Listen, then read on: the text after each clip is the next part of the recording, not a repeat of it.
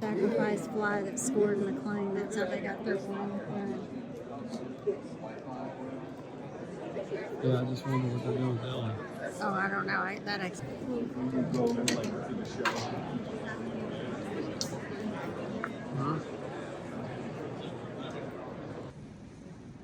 So we've done an initial walkthrough, and a lot more Pokemon here than last year.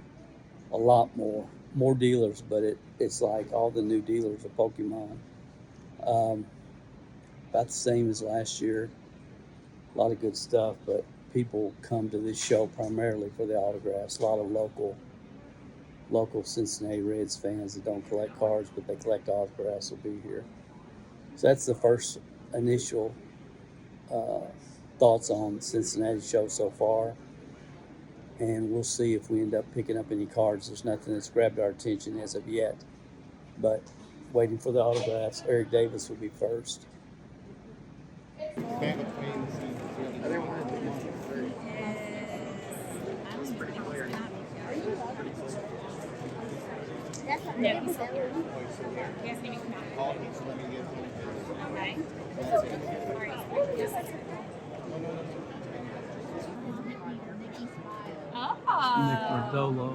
Nick Lodolo pitcher. Oh, Nikki Smiles.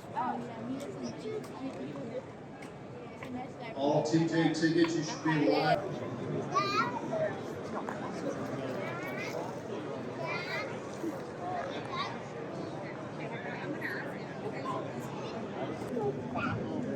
Do you like the maroon or the black?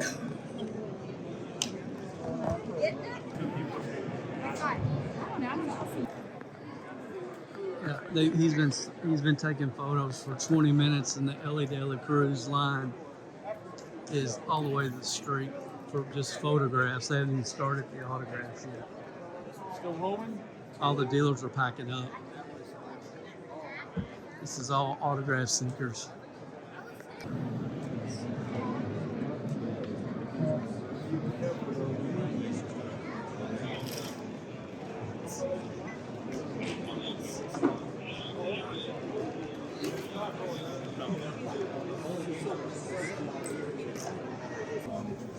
Eric Davis right there in the middle when they won it.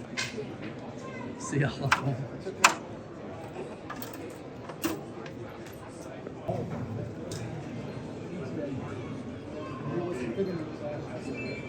It's a 1990.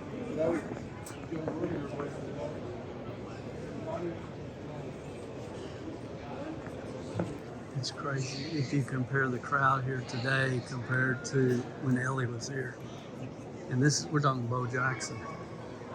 And there's not 1/5 of the people that were here for Elly. And you got Frank Thomas and Bo Jackson here.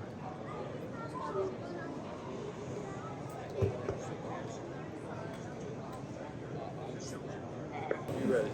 8.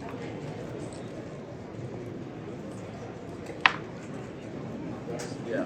That'll start. Come on, bring him off second. You gotta put him here, man. Put him over here, put him over here.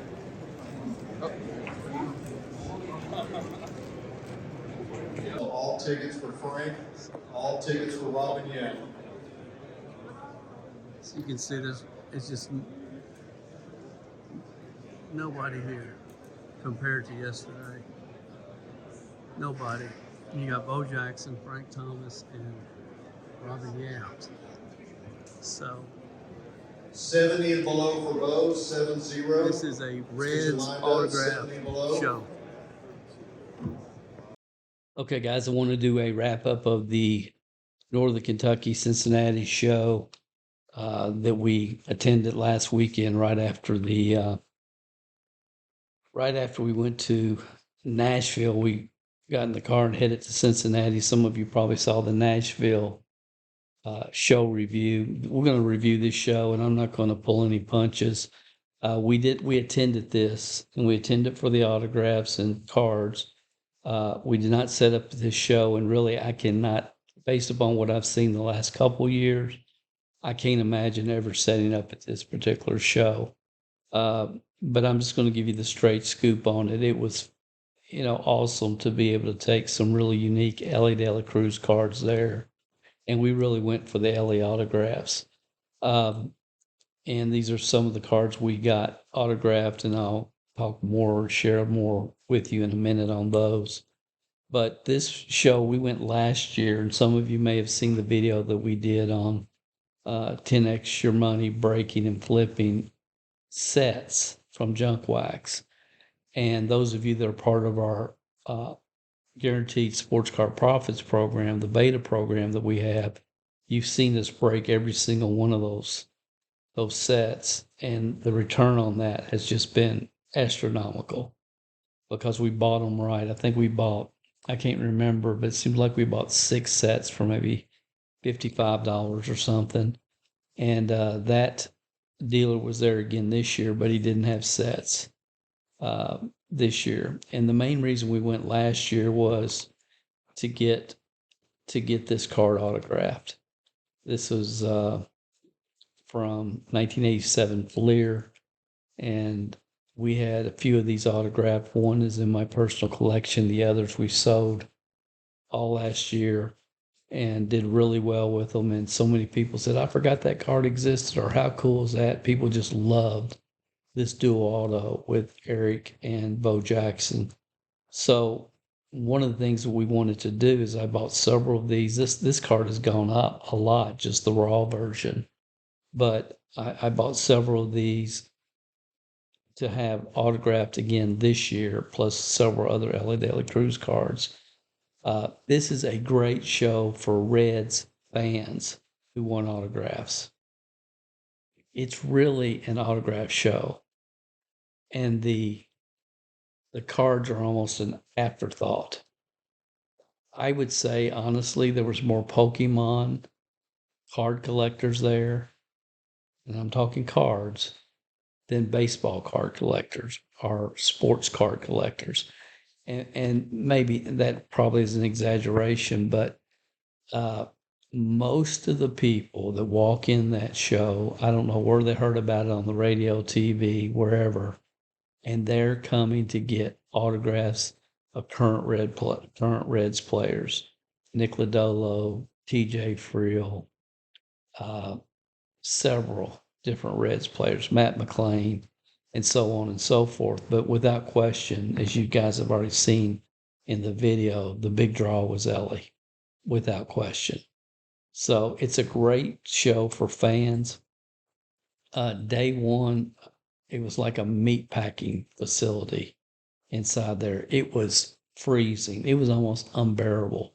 And I've been in a lot of conferences and a lot of business meetings at different hotels and different convention centers over the years. I can never, ever remember being in a facility so cold. You felt like you could breathe and see your breath. It was miserable. It was not comfortable at all. Day two, they got it worked out, thankfully. And I understand these kind of things happen, and I'm not griping. I'm just giving you the reality.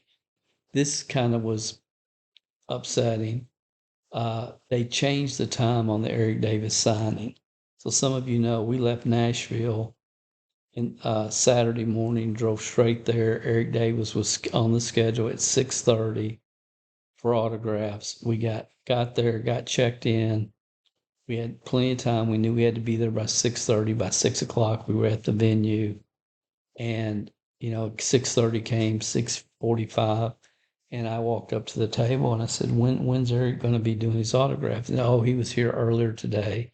He had to change his time. He autographed at 3 o'clock today. And I said, well, I wish somebody sent me an email and let me know. I said, I probably could have made it here by then. And they said, well, it was on the Facebook page. Well, you've got the people who bought autographs for Eric Davis. It seems to me that somebody should have sent out an email to everybody and saying, hey, we've got to change in Eric's schedule. He's going to be autographing today at 3:30 instead of 6:30. Would have made a huge difference for us. And it really messed us up because obviously our goal, we had several of these cards to have autographed by Bo and Eric again. Well, we missed Eric. Okay, we missed him altogether. And they said, well, we'll refund you. And I don't really want I'm going to take the refund, but the refund, they messed up my plans, which again, life happens, run when you can run, do what you can do, control what you control, and there's nothing we could do. I wish I'd brought more Bo Jackson cards. I didn't. The only other card that we brought for Bo was this, and I love this card. Yeah, this is his very rare dark green classic card. Not a lot of these cards in the marketplace. I just love this with his Auburn jersey on and holding a baseball bat. So we did have a couple of these signed. We've listed one right now on eBay. I'm not going to sell any more for a few years, and I've got one for my personal collection. The rest I'm just going to hold on to, maybe until, maybe for years. But I wish I'd brought more cards of Bo, but I didn't. So what are we going to do? We've already prepaid, bought our tickets for Eric Davis as well as Bo, and we ended up just going ahead and having Bo sign this card with the hopes that next year Eric Davis will be back at this show and they do this show again, and we'll be able to attend from Atlanta to Cincinnati, and we'll have Eric sign at some point in the future is our hope. That's our hope. So we kind of got messed up on that, and I cannot say, strongly enough how I talked to a lot of dealers on the last day there, Saturday. I said, well, how'd you do? And several said, well, this was just a show we wanted to try. This is a show we wanted to try. And a couple said it was absolutely lousy. It was like if you didn't have Reds cards, a large selection of Reds cards, then everybody was asking for Reds cards, and people, the dealers realized most of these people are not card collectors that have come in this weekend. And what I have really been shocked by this show the last couple of years is it doesn't appear to be a lot of Cincinnati area dealers that come to that show, and I'm not sure why. There's probably something going on that I don't know about, honestly. But it didn't appear to be a lot of Cincinnati area dealers. Most of the dealers I talked to, several from Wisconsin and just out of state. But the other thing that kind of blows my mind with these shows, and I really feel like I'm missing something. I did a whole video on this called "Invest in Cards or Autographs," and I understand going and getting TJ Friel for my personal collection, and if I wanted to get a picture with TJ, you could do that, and then have him sign the picture, which is kind of a cool thing. We did that with Elly last year. But the reality is we comped every player that was there, and we could go online on eBay and buy already certified autographs of every player cheaper on eBay, already graded, already authenticated. We could buy a card that's been authenticated through PSA, buy that card on eBay cheaper than the autograph tickets cost. So I don't see why anybody in the sports card market would do that. I understand why fans that aren't into collecting cards, I get that. And I would have paid triple whatever we paid last year to have a picture with Elly, because I'm all in on Elly. If you watch his channel, you know that. But this card was an exception. So I'm glad we had this one autographed. This card is an exception only because it's a dual autograph, and there's just not very many of those out there. Last year there was a pop on that, I think of 5 or 6, and we had 4 of them. So Um, I was just trying to make the numbers make sense on these autographs. And if anybody can give me any insights, if there's something I'm missing, I would love to understand what that is. Elly's, it made sense because you cannot hardly pick up an autographed Elly card, for less than $300, $400. You just can't. Even a pack pulled card with an autograph. So here's some of the cards that we have autographed. Most of these are going to go in my personal collection. This is actually a image. These are image variations. And again, if you saw the video here, then you heard my whole thought process regarding this, because the regular heritage, they're selling for anywhere between a couple thousand and $3,000 at the time of this recording, just the regular heritage with red ink autos. Well, this is the image variation card, which is obviously selling for a lot more than the regular heritage card. So all these that we got done are all image variation cards. I bought a lot of them. Some are going to go in my personal collection. These are some that are not in my personal collection. These are all getting ready to go to PSA at the time of this recording. This card in the dugout is number 2 of 50, the gold Elly in the dugout. 2 of 50. You can see the white autograph on here. This has got the red autograph, the hometown advantage, black autographs. The other thing that I was surprised by is they didn't have a gold ink pen for autographs. Normally, last year they did. They didn't this year. And the guy said, "Look, white is going to pop on those gold cards," and they do. I like it. Little things like that. The staff they seemed like they were all upset. Last year they seemed very friendly. But anyway, guys, these are some of the cards that we have.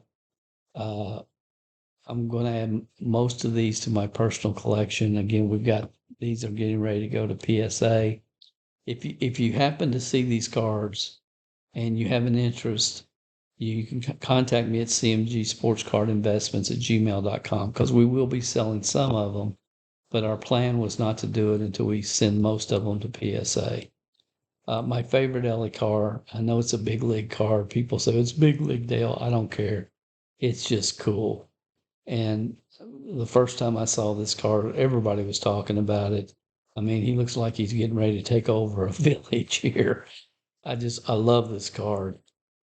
And I've got several of these. I'm going to sell one now, this one, and I've got the rest of them I put back in my collection. And I told Don we may pull one of these out every 3 or 4 or 5 years and sell it on eBay, because I just think, this is a unique short print card anyway. It's a super short print. And, you don't see a lot of this card out there anyway. And you aren't going to see very many of this card autographed. So I'm excited about this. I think the appreciation value of this card will just continue to rise. It's available at the time of this video, but I've had 3 or 4 messages on it. People are trying to trade with me on it and wheel and deal. So there has been quite a bit of interest, and we'll just see. But if you do have an interest in any of these cards, again, cmgsportscardinvestments@gmail.com. But these are cards. Elly is my number 1 PC. There's multiple reasons why, but I'll just share this story with you, and I'll end up in the video while he's signing cards. I said, "I got one question for you." And he looked up and he said, "Yes, sir." And I said, "Are you going to be a Hall of Famer? Are you going to be a Hall of Famer?" He did not hesitate. He said, "Absolutely, sir. Absolutely, sir." And it wasn't, "I'm going to do my best. I'm going to try my best. I'm going to give it all I got. I'm going to get," none of that. And it was evident to me that is something he's thought about, he's thinking about, and he's working towards.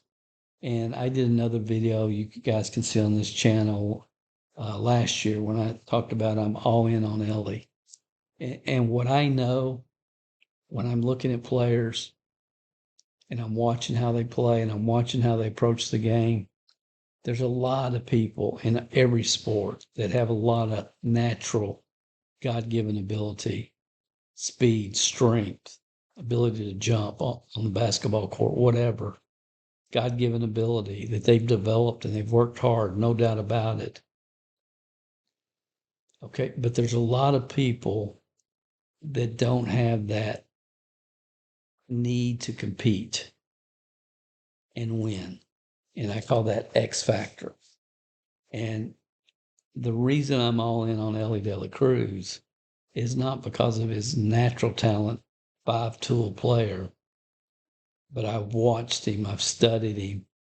When they were in Atlanta last year, everybody took batting practice, infield practice, everybody was in the dugouts, and he's still out there at shortstop having one of the coaches hitting ground balls. Everybody else is, in the dugout. It's hot. And he's out there shagging ground balls, taking extra infield practice. You look at his strikeout rate this year, it's come down. You watch him at the plate, you watch his discipline. He's taking walks. The kid's only 22, 23 years old. He's going to get better and better and better. And he has that desire to win and to become a Hall of Famer. That's why I'm all in on Elly. People give me grief about it all the time. Dale, you should be buying Bobby Witt, or you should be buying. Look, I like Bobby Witt too. There's a lot of players I like. Bobby Witt's got X factor. That's one of the things that I look for, and I am all in on Elly De La Cruz. I love being around all the Reds memorabilia. My brother and I were at the 1990 World Series. So I enjoy going to that show because there's a lot of Reds material there and programs and pictures, and it's good from that perspective. And I'll go every year that they have it. But, I hope next year's not a meat packing facility when we walk in the room. If somebody's not going to be there, I hope they'll send us an email and let us know. I have some complaints this year. I'm not griping. Things happen. I get that. But I wasn't as impressed with the way the show was run this year as we were last year. But I'll be back next year. If they come back, I'll be back. And if you can give me any kind of suggestions, insights on how can you make the autograph fees make sense when you're having cards autographed, when every player basically, Robin Yount, I would love to have a Robin Yount, met him and had I was going to have one of his Hall of Fame plaques autographed, but it just made no financial sense. I could buy a graded, I think it was a 5, maybe a 6, PSA 6 authenticated Robin Yount graded autograph card for less than the cost of an autograph ticket, not counting the card. So, and it's not just this show, it's every show that I'm looking at, and I just feel like I'm missing something. So if you can give me any insights on that, I would appreciate it. Other than that, we hope you enjoyed this overview of this GTS Sports Expo show in Northern Kentucky. If you have any comments, feedback, as always, we'd love to hear it. And thanks for watching, guys, and we'll talk to you on the next video.